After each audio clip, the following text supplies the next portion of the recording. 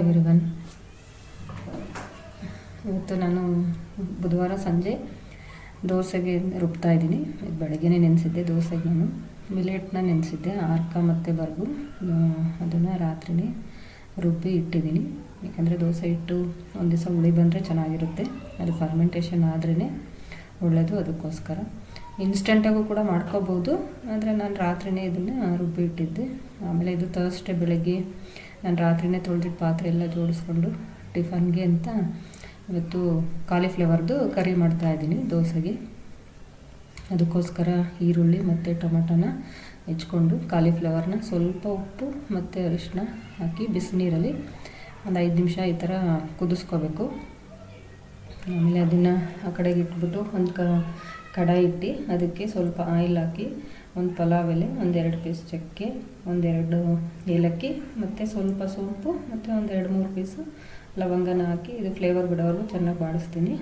ಬಾಡಿದ್ಮೇಲೆ ಸ್ವಲ್ಪ ಈರುಳ್ಳಿ, 1-2-3 ಈರುಳ್ಳಿ ಕಟ್ ಮಾಡಿ ಇಟ್ಕೊಂಡಿದ್ದೆ. ಅದೆಲ್ಲ ಈರುಳ್ಳಿ ಚೆನ್ನಾಗಿ ಫ್ರೈ ಆದಮೇಲೆ ಸ್ವಲ್ಪ ಹಸಿ ಬಟಾಣಿ ಮತ್ತು ಆಲೂಗೆಡ್ಡೆನ ಸಣ್ಣ ಸಣ್ಣದಾಗಿ ಹೆಚ್ಕೊಂಡು, ಚೆನ್ನಾಗಿರುತ್ತೆ ಇದು ಆಲೂಗೆಡ್ಡೆ ಮತ್ತು ಹಸಿ ಬಟಾಣಿ ಕಾಲಿಫ್ಲವರ್ ಎಲ್ಲ ಹಾಕಿ ಗ್ರೇವಿ ದೋಸೆಗೆ ಚೆನ್ನಾಗಿರುತ್ತೆ. ಈ ಮಿಲ್ಲೆಟ್ ದೋಸೆ ಅಷ್ಟೊಂದು ಟೇಸ್ಟ್ ಇರೋಲ್ಲ, ಅದಕ್ಕೋಸ್ಕರ ಯಾವ್ದಾದ್ರು ಒಳ್ಳೆ ಗ್ರೇವಿನೇ ಮಾಡ್ಕೋಬೇಕು, ಆವಾಗ ತಿನ್ಬೋದು ಅಂತ ಈ ಕರಿ ಮಾಡ್ತಾಯಿದ್ದೀನಿ ನಾನು.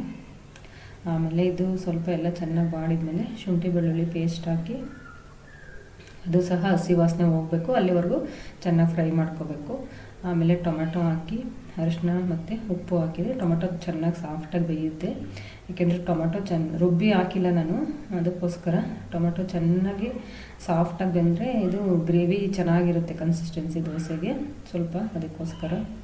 ಆಮೇಲೆ ಇದಕ್ಕೆ ಖಾರಕ್ಕೆ ಎಷ್ಟು ಬೇಕಷ್ಟು ಖಾರದ ಪುಡಿ ಮತ್ತು ಧನಿಯಾ ಪುಡಿ, ಹಾಗೆ 1 ಟೀ ಸ್ಪೂನು ಗರಂ ಮಸಾಲ ಎಲ್ಲ ಹಾಕ್ಬಿಟ್ಟು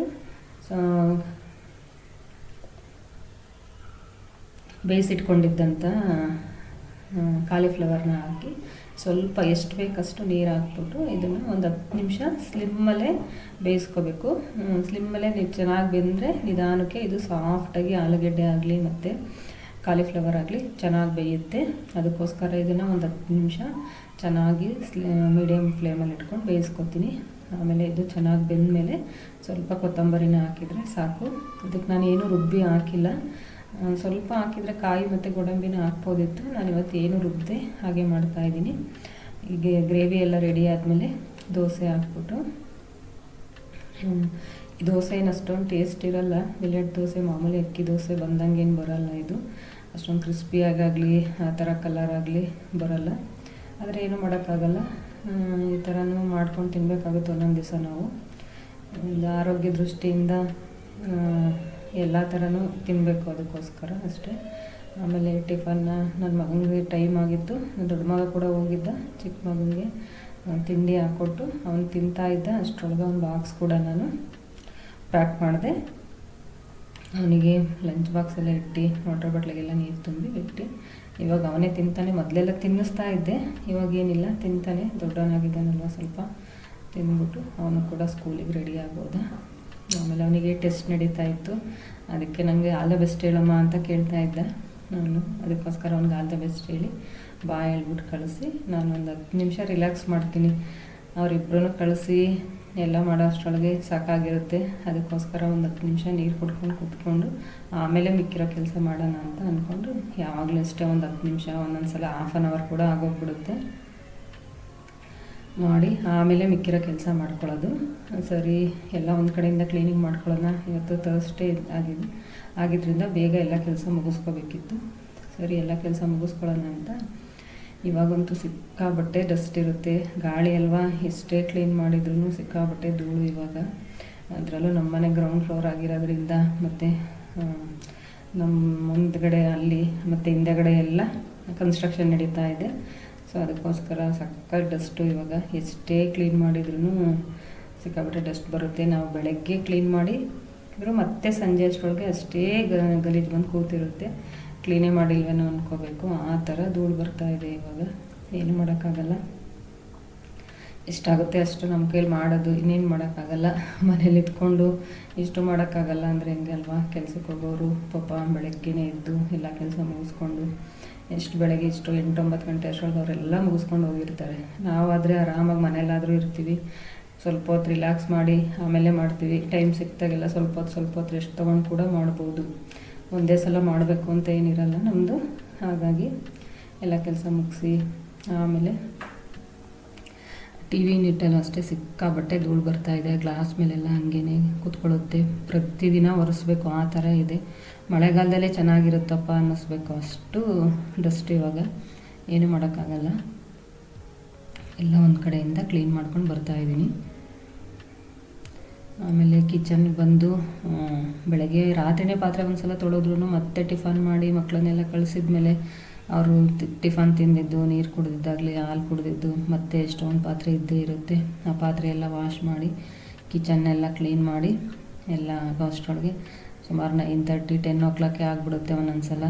ಇವತ್ತು ಬೇರೆ ಗುರುವಾರ ಆಗಿದ್ದರಿಂದ ನಾನು ಪೂಜೆ ಎಲ್ಲ ಮುಗಿಸ್ಬಿಟ್ಟೆ ಟಿಫನ್ ಮಾಡೋಣ ಅಂತ ಅಂದ್ಕೊಂಡೆ. ಅದಕ್ಕೋಸ್ಕರ ಅದೆಲ್ಲ ಮಾಡೋ ಅಷ್ಟರೊಳಗೆ 12 o'clock ಆಗಿಬಿಡುತ್ತೆ. ಅಷ್ಟೊತ್ತವರೆಗೂ ಟಿಫನ್ ಇಲ್ಲದೆ ಇರೋಕ್ಕೂ ಆಗೋಲ್ಲ ಅಂತ ನನಗೋಸ್ಕರ ಒಂದು ಸ್ಮೂದಿ ರೆಡಿ ಮಾಡ್ಕೊತಾ ಇದ್ದೀನಿ. ನಾನು ಒಂದು ಸಪೋಟ ಮತ್ತು ಒಂದು ಆಪಲ್ನ ಹಾಕ್ಕೊಂಡು ಸ್ಮೂದಿ ರೆಡಿ ಮಾಡಿಕೊಂಡೆ. ನಾನು ಇದಕ್ಕೆ ಸಕ್ಕರೆ ಆಗಲಿ ಬೆಲ್ಲ ಆಗಲಿ ಏನೂ ಹಾಕಿಲ್ಲ, ಯಾಕೆಂದರೆ ಸಪೋಟನೂ ಸ್ವೀಟ್ ಇರುತ್ತೆ ಮತ್ತು ಆಪಲ್ಲು ಕೂಡ ಸ್ವೀಟ್ ಇರುತ್ತೆ. ಅದಕ್ಕೋಸ್ಕರ ಸ್ವಲ್ಪ ಹನಿ ಮತ್ತು ಮೇಲೆ ಸ್ವಲ್ಪ ಪಂಪ್ಕಿನ್ ಸೀಡ್ಸ್ನ ಹಾಕ್ಕೊಂಡು ಆರಾಮಾಗಿ ಕುತ್ಕೊಂಡು ಸ್ವಲ್ಪ ಹೊತ್ತಿಗೂ ಈ ಸ್ಮೂದಿನ ಕುಡಿದ್ಬಿಟ್ಟು ಆಮೇಲೆ ಮಿಕ್ಕಿರೋ ಕೆಲಸ ಮುಗಿಸ್ಕೊಂಡು ಸ್ನಾನ ಪೂಜೆ ಮುಗಿಸ್ಕೊಂಡ್ರಾಯ್ತು ಅಂದ್ಕೊಂಡು ಆರಾಮಾಗಿ ಸ್ಮೂದಿ ಕುಡಿದು ಆಮೇಲೆ ಸ್ನಾನ. ಮತ್ತು ಇವತ್ತು ನಾನು ದೇವ್ರ ಮನೆ ಎಲ್ಲ ಕ್ಲೀನ್ ಮಾಡಿ ಪೂಜೆ ಮಾಡಿಕೊಂಡೆ. ಹಬ್ಬದ ದಿವಸ ದೇವ್ರ ಮನೆ ಕ್ಲೀನ್ ಮಾಡಿದ್ದು, ಕ್ಲೀನ್ ಮಾಡೇ ಇರಲಿಲ್ಲ. ಅದಕ್ಕೋಸ್ಕರ ಎಲ್ಲ ಮುಗಿಸಿ ಪೂಜೆ ಎಲ್ಲ ಮಾಡಿಕೊಂಡೆ. ಪೂಜೆ ಮಾಡಿಕೊಂಡು ಇವತ್ತು ಗುರುವಾರ ಆಗಿರೋದ್ರಿಂದ ನಾನು ರಾಘವೇಂದ್ರಾಯ ನಮಃ ಬರೀತೀನಿ. ಪ್ರತಿ ಗುರುವಾರ ಒಂದೊಂದು ಪೇಜ್ ಬರೀತೀನಿ ಅಷ್ಟೇ. ಇದು ಆಗಲಿ ನಂದು 2ನೇ ಪುಸ್ತಕ. ಇದು ಒಂದು ಪುಸ್ತಕ ಮುಗಿಸ್ಬಿಟ್ಟು ಇಲ್ಲೇ ರಾಯರ ಮಠ ಇದೆ, ಅಲ್ಲಿ ಕೊಡಬೇಕು. ಅಲ್ಲಿ ಕೊಟ್ಟು ನಾನು 2ನೇ ಪುಸ್ತಕ ಇಸ್ಕೊಬಂದು ಬರೀತಾ ಇದ್ದೀನಿ. ಆಲ್ಮೋಸ್ಟ್ ಇದು ಕೂಡ ಮುಗಿಯೋಕ್ಕೆ ಬಂದಿದೆ. ಪ್ರತಿ ವಾರ ಒಂದು ಪೇಜ್ ಬರಿತೀನಿ ಅಷ್ಟೇ. ಗುರುವಾರ ಮಾತ್ರನೇ ಬರೆಯೋದು, ಬೇರೆ ದಿವಸ ಏನು ಬರೆಯೋಕ್ಕೆ ಹೋಗಲ್ಲ.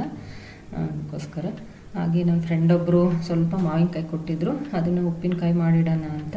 ಇವಾಗ ಮಾವಿನಕಾಯಿ ಇಲ್ಲ, ಇದು ಸಣ್ಣ ಮಾವಿನಕಾಯಿ ಚೆನ್ನಾಗಿತ್ತು, ಹುಳಿ ಮಾವಿನಕಾಯಿ. ಇದು ಹೆಚ್ಚಿಬಿಟ್ಟು ಇದಕ್ಕೆ ಸ್ವಲ್ಪ ಉಪ್ಪು ಮಿಕ್ಸ್ ಮಾಡಿ ಒಂದು ಸ್ವಲ್ಪ ಹೊತ್ತು 1-2 hour ಇಟ್ಬಿಟ್ಟು ಆಮೇಲೆ ಮೇಲೆ ಒಗ್ಗರಣೆ ಮಾಡಿದರೆ ಚೆನ್ನಾಗಿರುತ್ತೆ. ಸ್ವಲ್ಪ ಉಪ್ಪು ನೀರೆಲ್ಲ ಬಿಟ್ಕೊಳ್ಳುತ್ತೆ. ಅದಕ್ಕೋಸ್ಕರ ಇದು ಇಮಿಡಿಯೇಟ್ ಕೂಡ ಮಾಡ್ಬೋದು, ಆದರೆ ನಾನು ಸ್ವಲ್ಪ ಹೊತ್ತು ಉಪ್ಪೆಲ್ಲ ಚೆನ್ನಾಗಿ ಹಿಡಿಯುತ್ತೆ ಅಂತ ಅದನ್ನು ಇಟ್ಬಿಟ್ಟು ಆಮೇಲೆ ಹಾಕೋಣ ಅಂತ ಅಂದ್ಕೊಂಡೆ. ಹಾಗೆ ತರಕಾರಿ ಕೂಡ ತರಿಸಿದ್ದೆ, ತರಕಾರಿ ಎಲ್ಲ ಖಾಲಿಯಾಗಿತ್ತು, ಅದನ್ನು ರೀಸ್ಟಾಕ್ ಮಾಡ್ತಾಯಿದ್ದೀನಿ.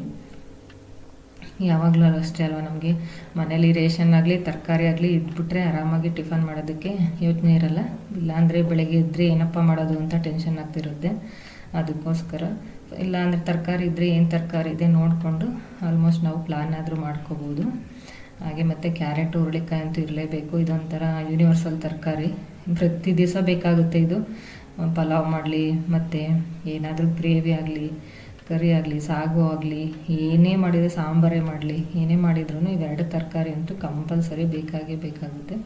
ಅದಕ್ಕೋಸ್ಕರ ಬೇರೆ ತರಕಾರಿ ಒಂದೊಂದು ದಿವಸ ಈ ಬೆಂಡೆಕಾಯಿ ಅದು ಇದು ತಂದಿಲ್ಲ ಅಂದ್ರೂ ಇವೆರಡು ತರಕಾರಿ ಅಂತೂ ಕಂಪಲ್ಸರಿ ಬೇಕೇ ಬೇಕು. ಅದಕ್ಕೋಸ್ಕರ ತರಕಾರಿ ಮಿನಿಮಮ್ ಒಂದು 3-4 days ಬರುತ್ತೆ ಅಷ್ಟೇ. ಅದನ್ನೆಲ್ಲ ರೀಸ್ಟಾಕ್ ಮಾಡಿ ಇವಾಗ ಉಪ್ಪಲ್ಲಿ ಮಾವಿನಕಾಯಿ ಚೆನ್ನಾಗಿ ನೆಂದಿತ್ತು. ಸರಿ, ಇದನ್ನು ಒಗ್ಗರಣೆ ಮಾಡ್ಕೊಳ್ಳೋಣ ಅಂದ್ಕೊಂಡು ಮಾಡ್ತಾಯಿದ್ದೀನಿ. ನಾನು ಇದಕ್ಕೇನು ಬೆಳ್ಳುಳ್ಳಿ ಅದೆಲ್ಲ ಏನೂ ಹಾಕಿಲ್ಲ, ಸ್ವಲ್ಪ ಖಾರದ ಪುಡಿ, ಅರಿಶಿನ ಪುಡಿ ಹಾಕಿದ್ದೀನಿ. ಆಮೇಲೆ ಮೆಂತೆ ಮತ್ತು ಸಾಸಿವೆನ ಪೌಡ್ರ್ ಮಾಡಿ ಹಾಕಿ, ಎಣ್ಣೆ ಸ್ವಲ್ಪ ಜಾಸ್ತಿನೇ ಹಾಕಬೇಕು, ಚೆನ್ನಾಗಿ ಎಣ್ಣೆ ಕಾಯಿಸ್ಬಿಟ್ಟು ಹಾಕಿ ಮಿಕ್ಸ್ ಮಾಡಿಟ್ಕೊಂಡ್ರೆ ಆಗೋಗ್ಬಿಡುತ್ತೆ. ಮಾವಿನಕಾಯಿ ಉಪ್ಪಿನಕಾಯಿ ನನ್ನ ದೊಡ್ಡ ಮಗನಿಗೆ ತುಂಬ ಇಷ್ಟ. ಅವನಿದು ಒಂದೇ ಉಪ್ಪಿನಕಾಯಿ ತಿನ್ನೋದು, ಬೇರೆ ಯಾವುದು ತಿನ್ನಲ್ಲ. ಸೊ ಅದಕ್ಕೋಸ್ಕರ ಅವನಿಗೋಸ್ಕರ ಉಪ್ಪಿನಕಾಯಿ ಮಾಡಿಟ್ಟೆ. ಸಿಂಪಲಾಗಿ ಬೇಗ ಆಗೋಗ್ಬಿಡುತ್ತೆ, ಏನು ಅಷ್ಟೊಂದು ರಿಸ್ಕ್ ಇಲ್ಲ ಈ ಉಪ್ಪಿನಕಾಯಿ ಮಾಡೋದು. ಈ ವಿಡಿಯೋ ಇಷ್ಟ ಆಗಿದ್ರೆ ನನ್ನ ಚಾನಲ್ನ ಲೈಕ್ ಮಾಡಿ ಮತ್ತು ಸಬ್ಸ್ಕ್ರೈಬ್ ಮಾಡ್ಕೊಂಡು ನೋಡಿ. Thank you so much. See you in the next vlog.